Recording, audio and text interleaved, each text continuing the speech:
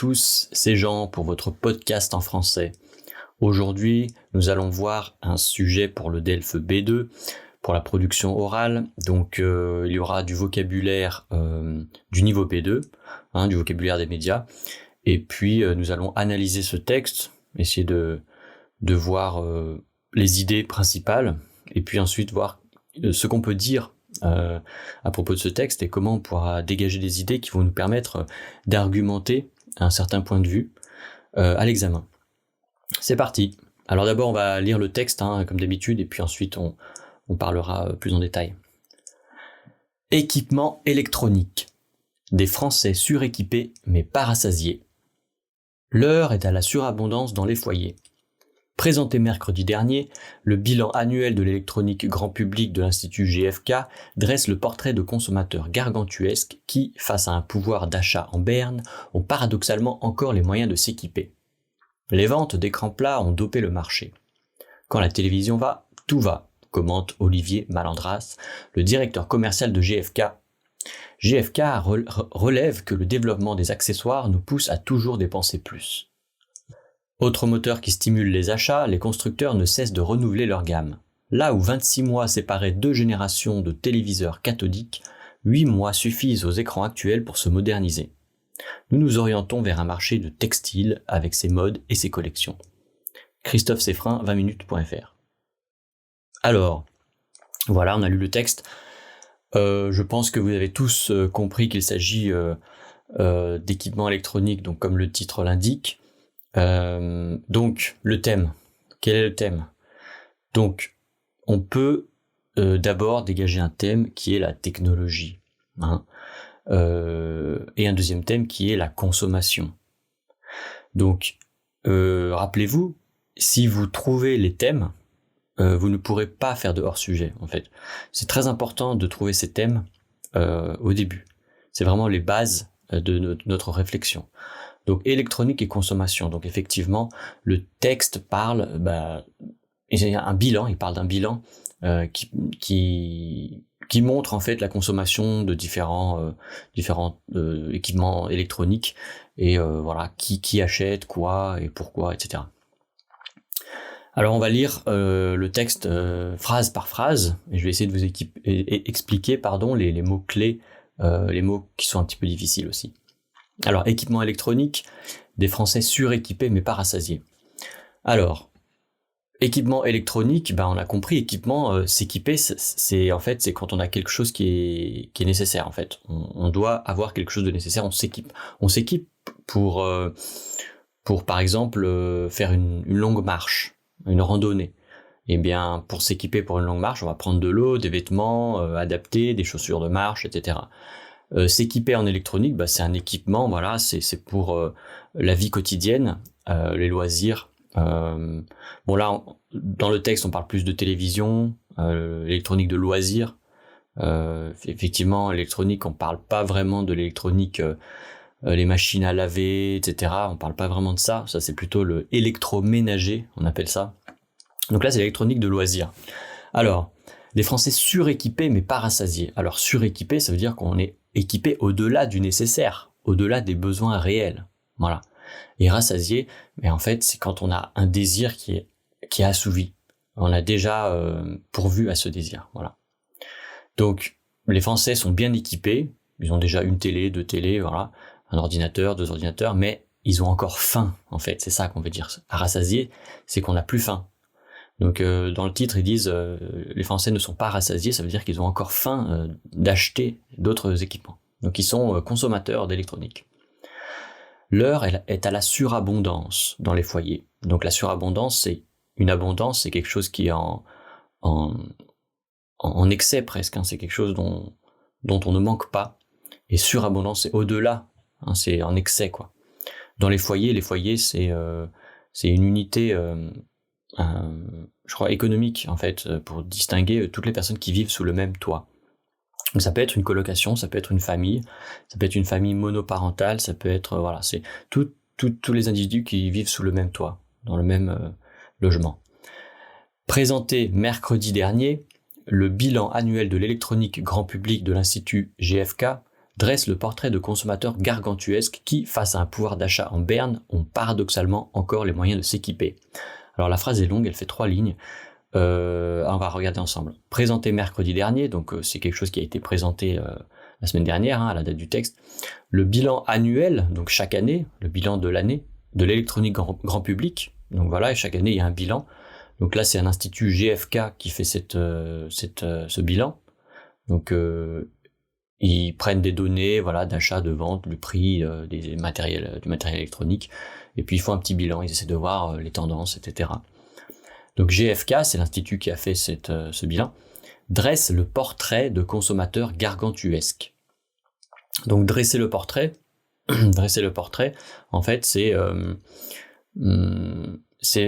donner une image, en fait, essayer de définir les principales lignes, les principales caractéristiques de quelque chose. On va dresser le portrait de consommateurs gargantuesques. Donc là, effectivement, on parle de consommateurs, donc c'est bien adapté, dresser le portrait, puisqu'un portrait, c'est l'image du visage, en fait. Donc les consommateurs gargantuesques. Alors gargantuesque, c'est quelqu'un qui a un grand appétit. Donc c'est assez intéressant, puisque là, on utilise gargantuesque, ça vient de Gargantua, je crois que c'était dans un roman de la littérature française. Et donc gargantuesque, et dans le titre on a rassasié. Donc on a déjà 2 éléments qui nous font penser à, donc qui font un parallèle entre la consommation et l'appétit, avoir faim. Donc une espèce de parallèle entre le fait d'acheter et de manger. Voilà. L'institut dresse le portrait de consommateurs gargantuesques. Ça veut dire que l'institut a vu que les consommateurs avaient beaucoup d'appétit pour le matériel électronique. Et donc, ces consommateurs, face à un pouvoir d'achat en berne, donc un pouvoir d'achat, donc c'est la possibilité d'acheter un certain nombre de biens et de services avec une somme d'argent déterminée. En fait, pouvoir d'achat, c'est quand on a beaucoup d'argent pour acheter des produits, en fait. Voilà. Donc plus on a un gros salaire, plus on a du pouvoir d'achat. Bien évidemment, si on n'a pas trop de charges. Voilà, parce que si on a un gros salaire et qu'on a beaucoup de charges, beaucoup de dépenses, on n'aura pas beaucoup de pouvoir d'achat. Voilà, le pouvoir d'achat. Donc, face à un pouvoir d'achat en berne. Alors en berne, c'est faible, ça veut dire. Un pouvoir d'achat qui est faible et qui diminue, en fait. Donc les consommateurs ont un pouvoir d'achat qui diminue. Donc ils mentionnent pas la raison. C'est peut-être lié à une crise, lié à l'économie, on ne sait pas. En tout cas, le pouvoir d'achat des Français est faible. C'est ce que nous indique le texte, voilà. Donc, face à ce pouvoir d'achat qui est en baisse, enfin qui est faible, les Français ont paradoxalement, de manière paradoxale, ils ont encore les moyens de s'équiper. Donc, avoir les moyens, c'est avoir les possibilités, la possibilité financière de s'équiper. Donc, c'est vrai qu'il y a un paradoxe ici. Le pouvoir d'achat est faible, mais les Français trouvent le moyen d'acheter du nouveau matériel électronique. Donc on peut penser que c'est un paradoxe. Donc là, c'est une idée très intéressante que vous pourrez développer dans votre présentation. C'est 2 idées qui semblent être contradictoires, mais qui pourront peut-être s'articuler et avoir du sens.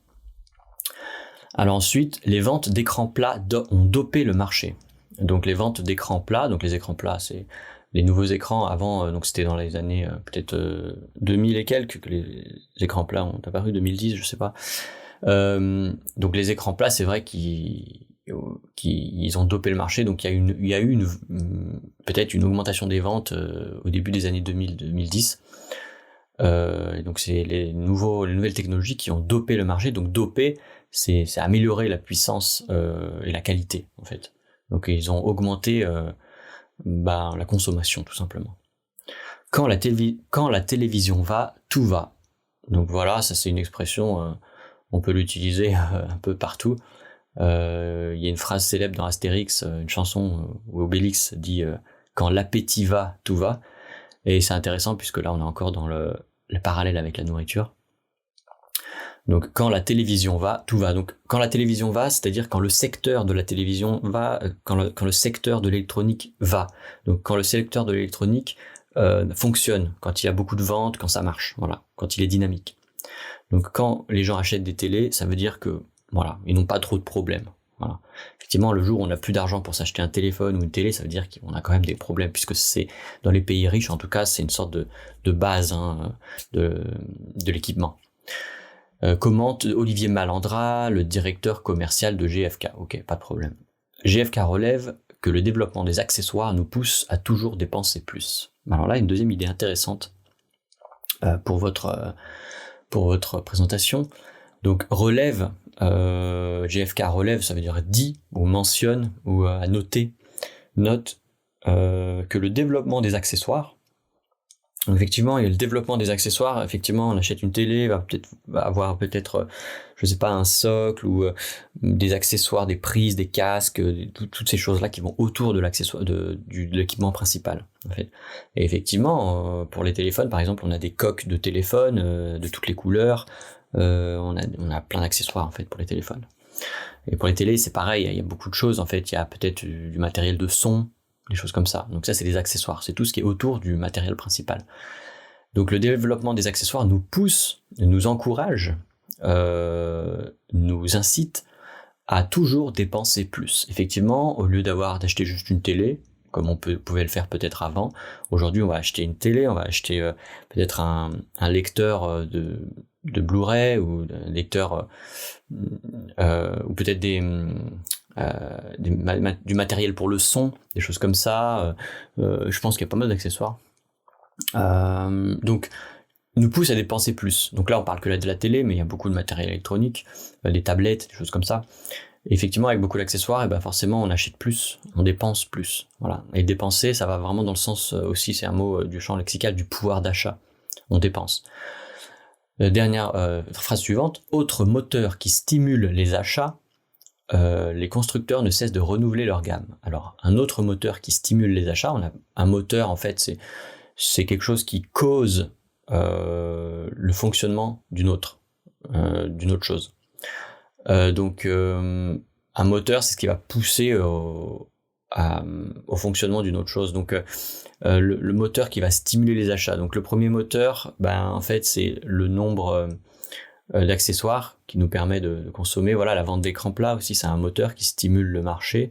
Et l'autre moteur qui stimule les achats, qui incite les gens à acheter, c'est que les constructeurs de matériel électronique ne cessent, donc sont constamment, continuent toujours de renouveler leur gamme. Donc renouveler, rendre nouveau quelque chose. Leur gamme, donc la gamme en fait c'est la gamme de téléviseurs par exemple, la gamme c'est une série de choses ou d'objets, voilà, qui ont les mêmes caractéristiques, voilà. Donc une gamme de télé, une gamme de téléphone, voilà, c'est ça. Donc ils renouvellent leur gamme. Donc là c'est une autre idée encore. Alors ensuite, dernière phrase, là où 26 mois séparaient deux générations de téléviseurs cathodiques, donc là en fait à un moment donné où il y avait 26 mois qui séparaient deux générations de téléviseurs cathodiques. Téléviseurs cathodiques, c'est les anciens téléviseurs. Donc avant, il fallait 26 mois, donc ce qui est beaucoup, c'est plus de 2 ans, pour pour que la gamme se renouvelle. Et aujourd'hui, il faut seulement 8 mois. Donc 8 mois suffisent aux écrans actuels pour se moderniser. Il suffit de 8 mois aujourd'hui pour que les écrans actuels, les écrans plats, se modernisent et qu'il y ait une nouvelle évolution, un renouvellement dans la gamme. Voilà. Donc en fait, ça allait de plus en plus vite. Le renouvellement, les nouveaux produits sortent de plus en plus rapidement. Nous nous orientons vers un marché de textile avec ses modes et ses collections. Voilà. Donc effectivement, la personne qui est interviewée dans ce texte nous dit que nous nous orientons, nous nous dirigeons vers un marché de type textile. Donc c'est vrai qu'avec les vêtements, il y a des modes, été, hiver, printemps, automne, etc. Au moins 4 fois par an. Il y a des nouveaux vêtements qui sortent. Et donc lui, il pense que en fait le marché de l'électronique va suivre cette tendance. Donc il va y avoir des collections, des modes, le blanc, le noir, les couleurs, les formes, etc. Alors voilà, donc là c'est la fin du texte, on a lu ensemble.